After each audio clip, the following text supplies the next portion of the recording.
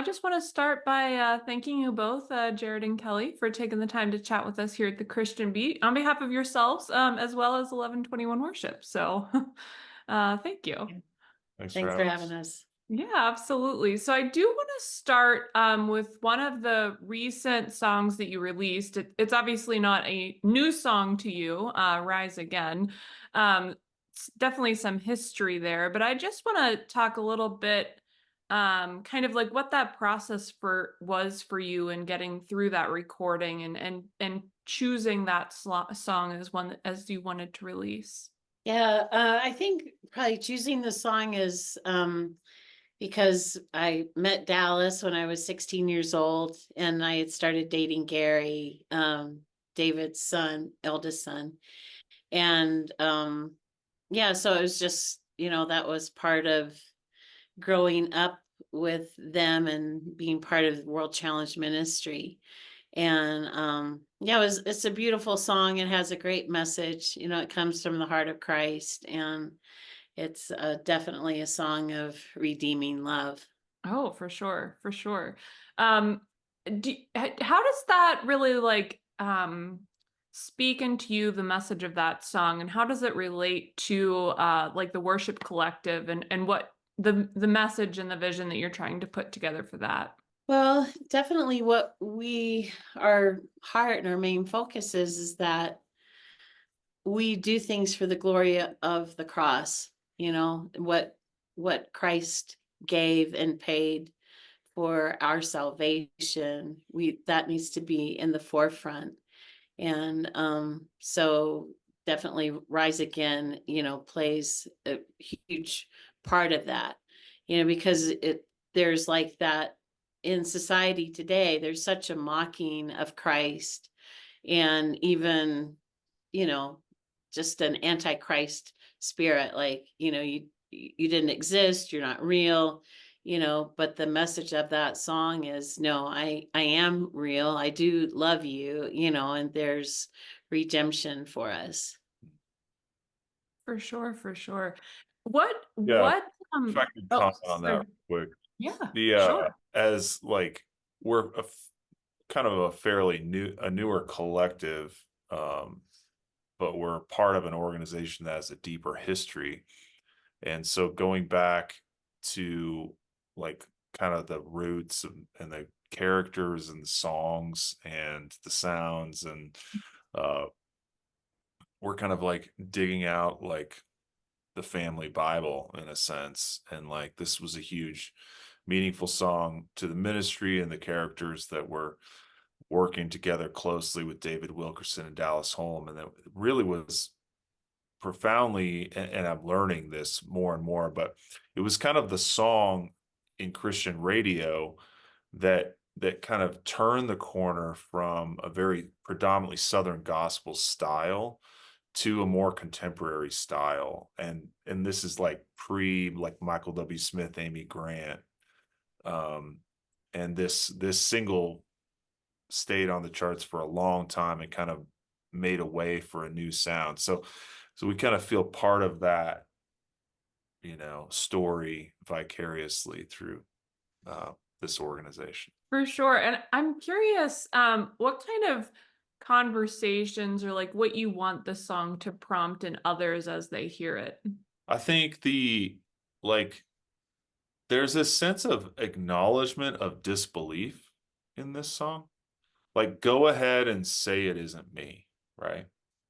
It's like, oh, well, actually, just it actually invites, I think it invites believers to accept being misunderstood.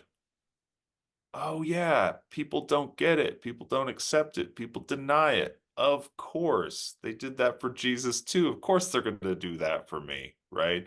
Hmm. And it gives people like that confidence, like, oh, the hard time I'm facing isn't just me, it's not just in my head. Like this is the war that we are welcomed into when we receive the gift of this salvation. This is like the ring, right? Like, of course there's going to be war and conflict over this, but we have such a faith that outlasts all the suffering.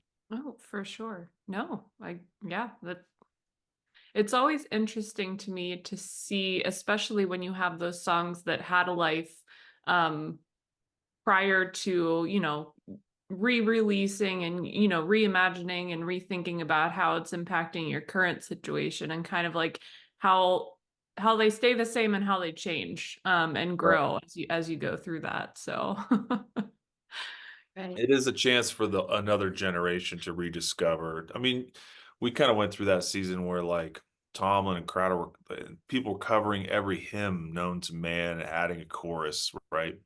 Mhm. Reinvigorates like an old message to a new audience. And I think this does in similar fashion. Mhm. Yeah. Yeah, for sure. And that wasn't the only single that you released as the collective this year. There was a little bit of other music that released. I know that, like you said, you're more of a new worship collective as it is, but I'm just curious kind of how you see that as a continuation of where you started the year and kind of where you want to go into next year.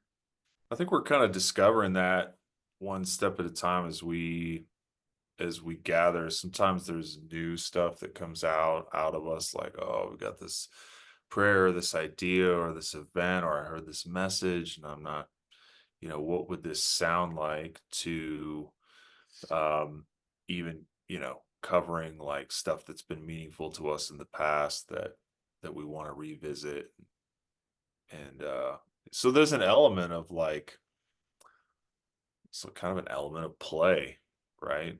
You're like toying with things that have been in your memory and like, what does it mean now? So there's a sense of discovery.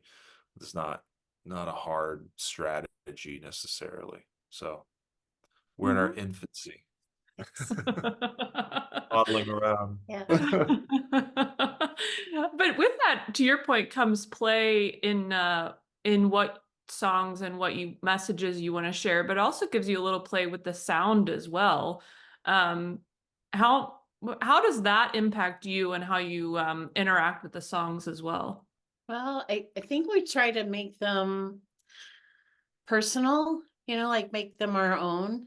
I mean, we've been talking about doing Rise Again for maybe 10 months before we actually visited it, Hmm. so like just hearing it and thinking about it and praying like, is this right? Are we on the right track? And, Lord lead us. And then, one day in the studio, it's like, yeah, let's try it, and see what happens. And so then we found our voice in it, so that felt good, to be Hmm. able to revitalize it and not do exactly what Dallas Home and Praise did, obviously, but to make it our own and then to be able to present it to an audience that we think would receive it now. Hmm. For sure. And do you ever get those feelings when you're in the studio and you have like prompting of, yeah, let's try this today, that you feel that that is the right moment, that there's going to be something good because you waited for that versus trying to, I don't want to say force it sooner, but versus, trying to put it more to your timing versus his. Yeah, definitely. So, and just like for my life, I just think, like not my pace, but his pace, and it not trying to rush ahead or even lag behind, but just to be in that steady walk with how the Lord leads.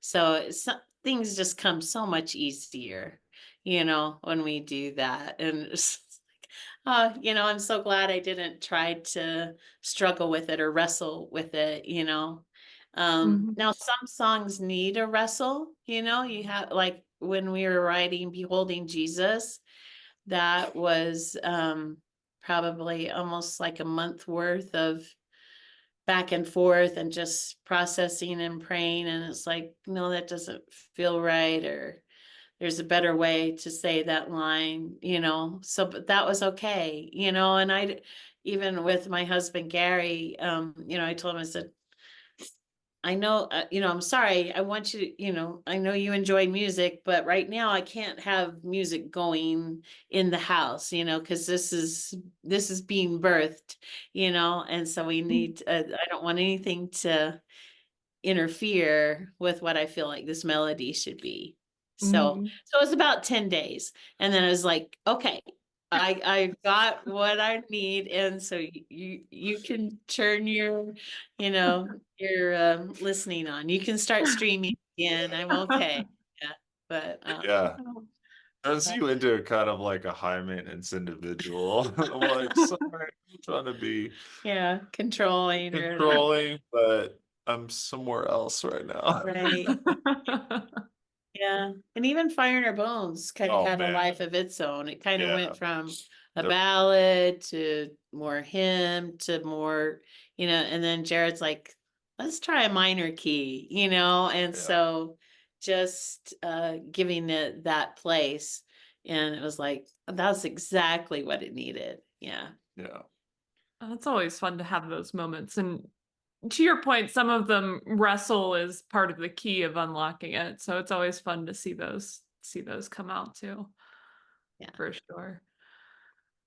Awesome. Well, I know we've been talking for a little bit. I do kind of want to wrap with one more question for you though, and just asking you what's on your heart, what you're praying for now for the listeners that would come into contact with the music that you're releasing, and what you want kind of that to open up into their hearts.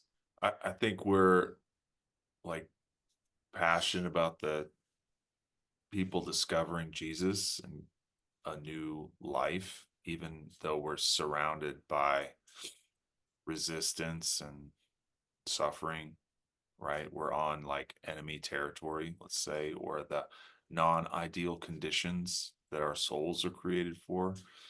But for us to discover like that slice of heaven or that breath of fresh air, um, it's like a signpost of what's to come, and it feels like our music could identify with where people are at and what we believe is ahead.